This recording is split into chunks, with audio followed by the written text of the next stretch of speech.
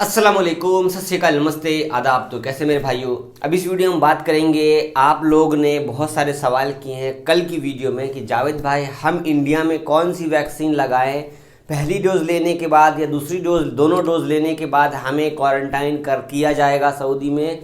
Number एक। दूसरी update ये है कि जो भी भाई नेपाल में फंसे हैं उनके लिए स्पेशल फैसिलिटी और फ्लाइट्स के रिगार्डिंग आपको अपडेट दे रहा हूँ इस वीडियो में। तो वीडियो लास्ट तक देखिए ताकि आपको पूरी जानकारी सही ढंग से हमारे चैनल पर मिल जाए आपको। तो सबसे पहले ज़्यादा बात को न घुमाते हुए आपको मैं स्क्रीनशॉट शेयर कर रहा हूँ नेपाल की।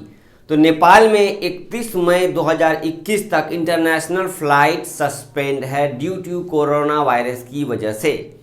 तो इंटरनेशनल फ्लाइट नेपाल में बंद है, ठीक है। इसको डेट पहले भी 3 मई करके डेट था, फिर आगे जाके इसको बढ़ा करके 31 मई कर दिया गया है। यहाँ पर आपको बता दूं कि नेपाल में भी एयर बबल्स के थ्रू फ्लाइट चल रही है। तो नेपाल में इस टाइम आपको काठमांडू और नई दिल्ली के बीच हफ्ते में 2 फ्लाइट चलती है।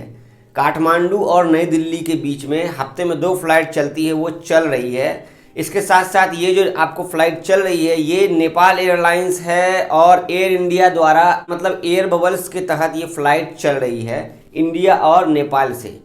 तो इंटरनेशनल फ्लाइट 31 मई तक बैन है और एयर बबल्स अभी भी चल रहा है।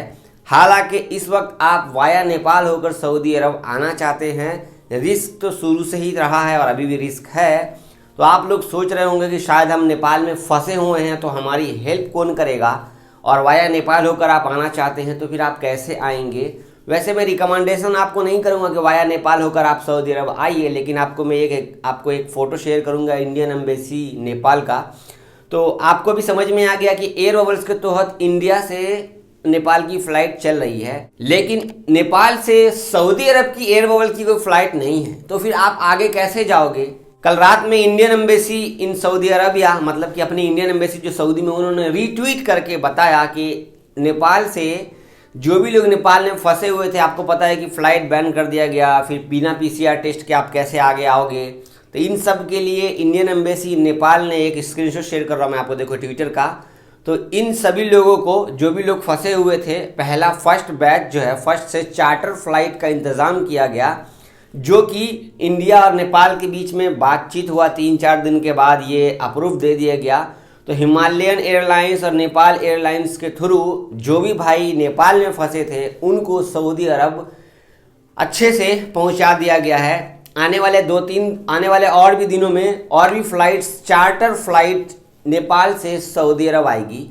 तो मैं नेपाल एम्बेसी और अपनी इंडियन एम्बेसी का बहुत बहुत शुक्रिया अदा करना चाहूँगा हमारे सभी भाइयों की तरफ से कि चलो आपने मुसीबत के टाइम पर काम दिला दिया। चलो अल्हम्दुलिल्लाह आपने हमारी हेल्प की। तो वाया नेपाल होकर आप हमारी हेल्प करके चार्टर फ्लाइट के तहत आपने जो भी लोग फंसे थे उन लोगों को बुला लिया। ऐसे ही अगर आप दुबई में फंसे हुए लोगों के साथ भी कर देते तो क्या भला बुरा हो जाता आपका। जो दुबई में लोग 1-1 लाख, 1.25 लाख रुपया लगा करके 2-2 महीना एक्स्ट्रा रुक करके और अभी भी दुबई में फंसे हुए हैं। आपको बता दूं कि दुबई में अभी भी फ़्लाइट सऊदी अरब आने वाली बैन है। सऊदी अरब से फ़्लाइट जाती है सिर्फ सऊदी लोगों को लेकर के, लेकिन दुबई UAE से फ़्लाइट सऊदी अरब नहीं आती है। तो और आप खुलने का इंतज़ार कर रहे हो अभी भी, तो फ़्लाइट अभी भी बैन है। 20 देशों की लिस्ट में दुबई UAE शामिल है। तो इंतज़ार मत कीजिए वहाँ पर। हमारे इंडियन एम्बेसी को सोचना चाहिए था उसी टाइम। इन्होंने क्या कहा, आप लोग घर चले जाओ, हम इंतज़ाम नहीं कर सकते हैं, आप लोग को घर जाना पड़ेगा। देखो इंडियन एम्बेसी नेपाल ने हेल्प किया अल्हम्दुलिल्लाह। ऐसे ही दुबई में फंसे हुए लोग अगर डायरेक्ट सऊदी अरब आ जाते, मैंने एक ट्वीट किया ट्विटर पे, आपको शेयर करना चाहूँगा। आप मुझे इसका कमेंट करके जरूर बताना मैंने सही बोला या गलत बोला। Great work sir. देख लो जो इन्होंने ट्वीट करके बताया कि हम सभी लोगों को भेज दिए हैं, उसी को मैंने रीट्वीट किया।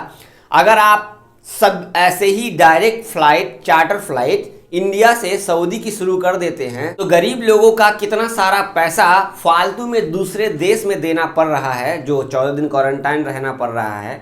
हमारे यहाँ से ही 15-20 हज़ार और एक्स्ट्रा ले लो टिकट का, अगर डायरेक्ट फ्लाइट दे देते तो आपको कितना सारा, मतलब जो भी हमारे गरीब भाई है, जो भी हमारे परेशान भाई है जो सऊदी में काम करते, इंडिया में फंसे हैं, उनके लिए कितना हेल्प हो जाता।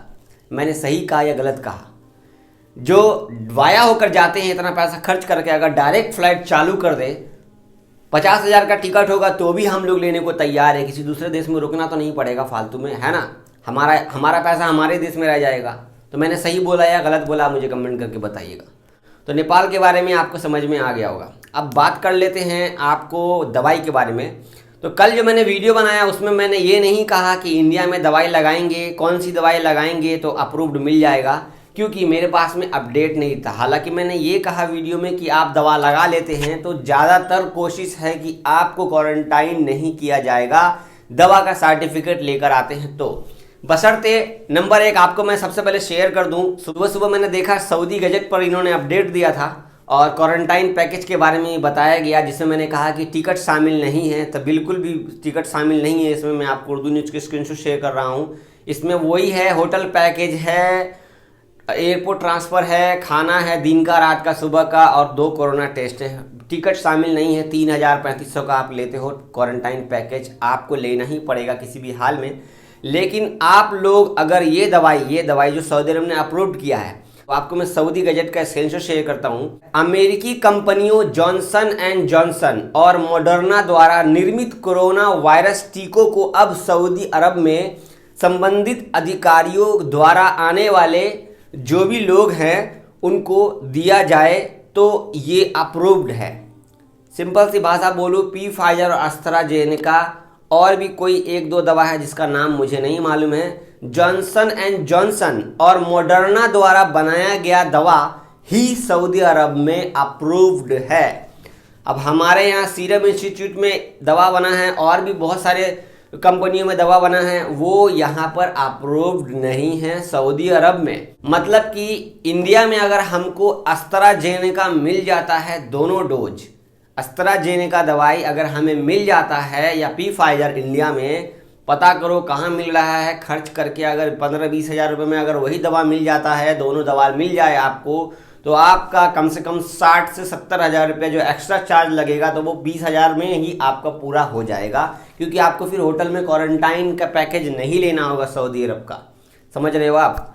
मतलब एस्ट्राजेनेका तो हमारे इंडिया से ही गया था ना।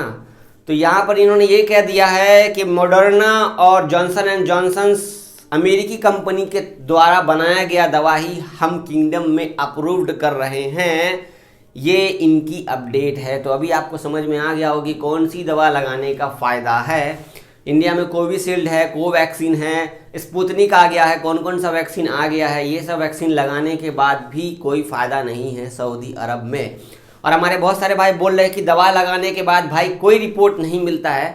वैसे मैं तो इंडिया में नहीं हूँ, मैं तो अभी दवा नहीं लगाया हूँ, लेकिन जो भी लोग दवा लगाते हैं अपने फेसबुक पे, इंस्टाग्राम पे स्टेटस लगाते हैं, तो मैंने देखा है कि सेम टू सेम जैसे हमें सऊदी अरब में मिलता है ना सर्टिफिकेट का ऑप्शन, PDF डाउनलोड कर लीजिए, वैसे ही ऑप्शन जो इंडिया में ऐप के थ्रू आप दवा लगा रहे रजिस्टर करने के बाद, तो वहाँ पर भी वैसा ही आता है। तो दवा के हवाले से अगर बात करें तो बहुत ही बड़ा मुश्किल है भाई। ये कोवैक्सीन और कोविशील्ड लगाने के बाद भी आपको क्वारंटाइन पैकेज लेना ही होगा। कुल मिलाकर गरीबों को गर्दन में दबा दो, सऊदी गवर्नमेंट ने ये सोच लिया है। आप लोग सोच रहे हो कि इतना बड़ा पैकेज आखिर इन लोगों ने क्यों बनाया।